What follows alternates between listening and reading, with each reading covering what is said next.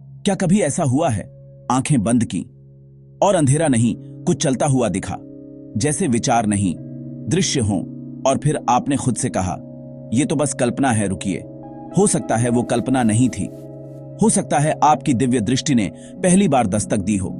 आज बात सीधी होगी, दिव्य दृष्टि क्या है, कैसे देखा जाता है इससे, और सबसे बड़ा सवाल, क्या आपको भी ये प्राप्त है और आप पहचान नहीं पा रहे।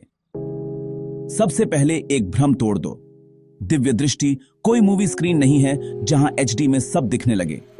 ये आंखों से नहीं, चेतना से देखती है, और ज्यादातर लोगों को समझ ही नहीं आता कि वो देख भी रहे हैं।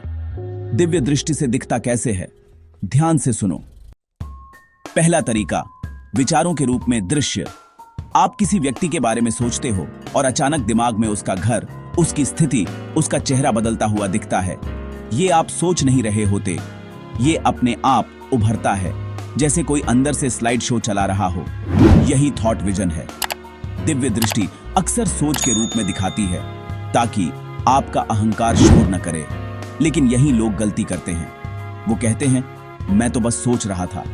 नहीं, अगर वो सोच नियंत्रित नहीं थी तो वो संकेत था। दूसरा तरीका, प्रकाश और प्रतीक। कभी ध्यान में, कभी आधी नींद में माथे के बीच हल्की रोशनी, कोई आकृति, कोई चिन्ह, कोई देव स्वरूप। ये स्थायी नहीं होता, झलक होती है, जैसे दरवाजा एक सेकंड खुला फिर बंद। अगर आपने ये अनुभव किया है तो कम से कम पहली परत हिल चुकी है।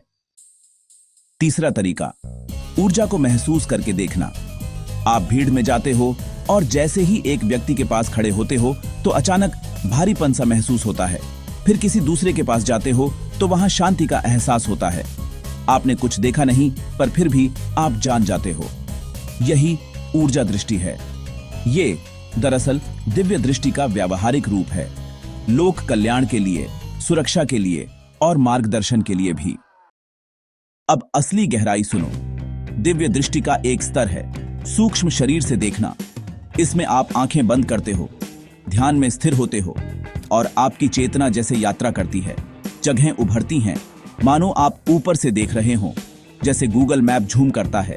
पहले पृथ्वी, फिर देश, फिर शहर, फिर घर। ये कल्पना नहीं, केंद्रित चेतना की दिशा है। लेकिन यहां खतरा भी है। अगर मन शुद्ध नहीं, अगर भय ज्यादा है, तो जो दिखेगा उससे आप डर जाओगे। इसलिए कहा गया, पहले ध्यान सीखो, फिर दृष्टि। अब बड़ा सवाल, क्या आपको दिव्य दृष्टि प्राप्त है? खुद से ये 5 सवाल पूछो। क्या आपके इंट्यूशन बार बार सही निकलते हैं? क्या ध्यान में अनजाने दृश्य आते हैं? क्या बिना कारण माथे पर दबाव महसूस होता है? क्या आप ऊर्जा के प्रति संवेदनशील हो गए हैं? क्या आपका मन भीड़ से हटकर मौन की ओर जा रहा है? अगर इनमें से 3 भी हाँ हैं, तो संभावना है कि आपकी दृष्टि जागृत होने की प्रक्रिया में है। लेकिन सुनो, जागृत और सिद्ध अलग बातें हैं। जागृत मतलब दरवाजा खुला, सिद्ध मतलब आप उस दरवाजे से चलना सीख गए।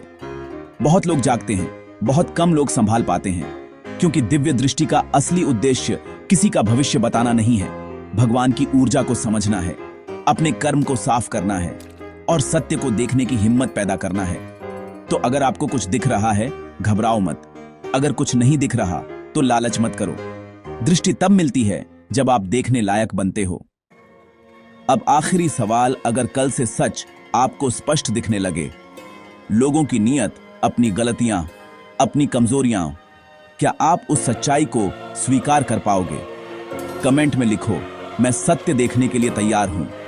लेकिन याद रखना, दिव्य दृष्टि मांगने से पहले सत्य सहने की ताकत पैदा करो। हर हर महादेव।